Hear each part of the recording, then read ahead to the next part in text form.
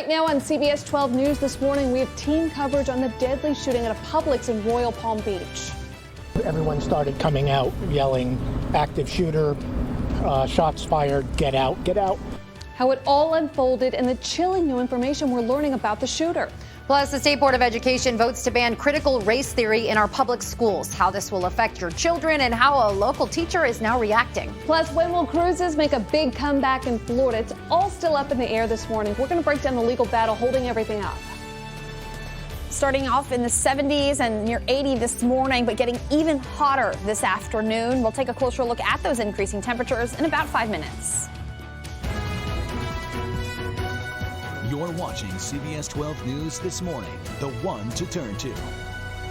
Thank you so much for joining us. I'm Terry Hornstein. The time right now, 6 o'clock. And I'm Ashley Glass in for here on this Friday. So another shooting has gripped South Florida. We are making headlines in our area once again. We want to show you the headlines we're all waking up to this morning, from national networks to well-known newspapers and all the local stations of Florida. 3 people are dead after a shooting at a Publix in the produce section in Palm Beach County. Take a look. It all happened at the Publix on Royal Palm Beach Boulevard and Okeechobee Boulevard just before noon, a time where there's a lot of foot traffic, people out grabbing lunch or simply taking a trip to the grocery store. So here's what we know this morning. 3 people are dead. Authorities say the shooter killed a toddler, and that toddler's grandmother then turned the gun on himself.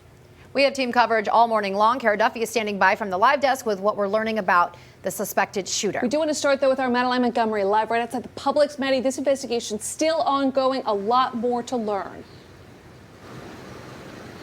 Police are still on the scene. They've been here all night, and more officers and detectives are arriving here this morning. We've seen folks who work with the sheriff's office as well as people who work at Publix inside. And the Publix is going to remain closed today, so I assume that the Publix employees are here to help those officers. And while it's calm here, yesterday the scene was chaos. We have video of the police responding to this situation, and everything happened just before the lunch rush when this Publix turned terrifying. Shots ringing out through the aisles. Witnesses went from shopping to sprinting for cover. Witnesses heard 3 distinct shots inside of the store. And while it was a terrifying experience, one witness says shootings like these aren't even surprising anymore.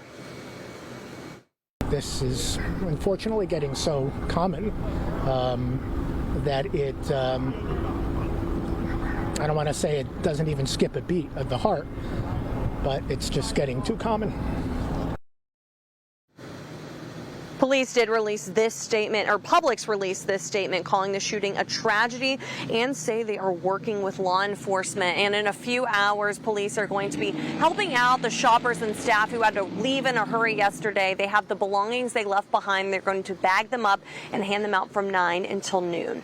For now, live in Royal Palm Beach, Madeline Montgomery, CBS 12 News. It's tough to even imagine the chaos, how frantic and terrifying it must have felt in that moment. To just drop your stuff and leave as that shooting happened. Very scary.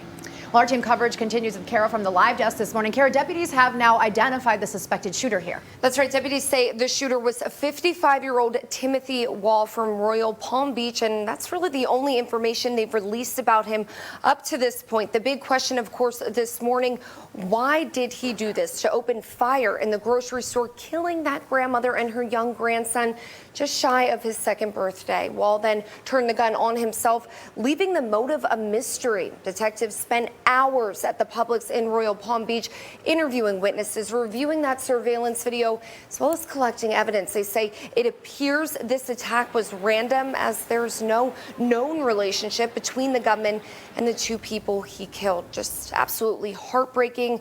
This investigation, of course, far from over. Ashley? A lot more to learn, Kara. I want to send it over to Terry now. She's tracking reactions from this shooting. They're pouring in from all sorts of people. What are people saying, Terry? Yeah, just obviously just heartbroken. We're hearing from senators, activists, and local leaders as well. Senator Rick Scott said the shooting is heartbreaking, and he reached out to the Palm Beach County Sheriff's Office to offer any support needed. Palm Beach County Commissioner Melissa McKinley wrote, "We've become too numb to gun violence." Representative Lois Frankel said her heart goes out to the victims' loved ones. And Parkland parent Fred Gottenberg tweeted he wants lawmakers to pass stricter gun laws. He writes, "They were killed because they went food shopping."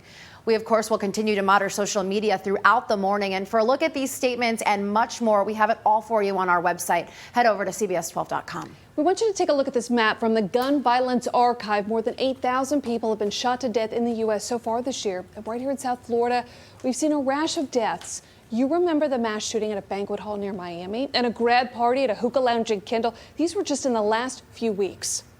If you are experiencing any stress or anxiety from the recent shooting, New Directions Behavioral Health is offering free grief counseling for anyone that needs emotional support right now. The hotline is open 24 hours a day if you need it. That phone number is on your screen. CBS 12 News is the one to turn to, working around the clock to bring you the latest information on this terrible shooting. When we're not on air, head over to CBS12.com or download our app, CBS 12 News, for free. Time right now, 6:05. Very scary moments for many parents in Sebastian. Take a look at this school bus here. 3 children are now out of the hospital after an Indian River County school bus crashed into a truck. A total of 17 students were on their way home from summer camp at Storm Grove Middle School when this happened. Florida Highway Patrol says a truck driver changed lanes and sideswiped the school bus, causing it to swerve and roll over onto its side. The crash here is still under investigation. 6:05, we want to turn to a story CBS 12 News has been following all week long. Florida Board of Education voted to issue stricter guidance on how U.S. history is taught in public schools. The new rule, pushed by the governor, bans Holocaust denial and critical race theory in the classroom. That's the idea that racism is embedded in American institutions. Former Palm Beach County history teacher we talked to says it's impossible to teach U.S. history without acknowledging the issues of race during certain times. This is part of our history, and we're not like, no one's trying to make a point like, to separate anybody. We want unity more than anything. That's how we move forward in a country, is to have that unity. But we have to understand our past, and there's facts, there's stories written. I mean, there's everything that we have, that the stuff that has impact that went on in the past has still impacted minorities today. Florida now joins other states like Idaho and Oklahoma in banning critical race theory. Right now, this is also a hot debate in more than a dozen other states. Let's take a live look at the Jupiter Lighthouse this morning. A gorgeous start to our Friday. It's 6:06. Look at it there. You can see the sun behind those clouds. Just a gorgeous start. Good morning, Jupiter. Let's send it over to meteorologist Lauren Oleski. Lauren, it's going to be another hot day, though. Yeah, really hot out there. Probably maybe even a few degrees hotter than the past couple of days. And then we're going to stay nice and hot as we head into your weekend. We're taking a live look right now at storm track radar, and I'm also now noticing there's a little shower that's moving north through northern Broward County right now. I'll keep an eye on that for you. That could be moving into Boca. Skies, though, pretty dry, though, across the entire area. A few clouds out there. We're checking in out at the airport camera. A few clouds passing through right now. 80 degrees in Boca, 79 in West Palm, 73 in Stewart and Port St. Lucie, Belgrade's at 72, 70 in Indiantown. Winds have a little bit more of a southerly component to them this morning, coming in slightly more out of the southwest later today and into Saturday. That's why it's going to get a lot hotter outside. Top numbers, Vero Beach, bottom numbers, Boca.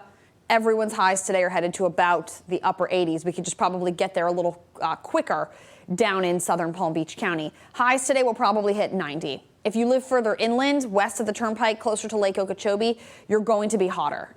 Areas along the coastline can stay a little bit cooler because of the water. However, because we have a southwest wind today, the land is significantly warmer than the water is. So because the wind is coming in off of that hot land, state of Florida, everyone's temperatures today can get a lot hotter. So just keep that in mind out there for the day. Make sure you're staying hydrated and drinking a lot of water, especially if you have to work outdoors. Now, rain chances get a little higher as we head into your weekend, too. We'll talk more about that still ahead. 6:08 right now, still ahead on CBS 12 News this morning. It's the CDC versus the state, the never-ending battle in an effort to bring the cruise industry back. We have the latest. Plus, there's growing concern this morning over the rise of young boys showing side effects from the COVID vaccine. We'll tell you all about it.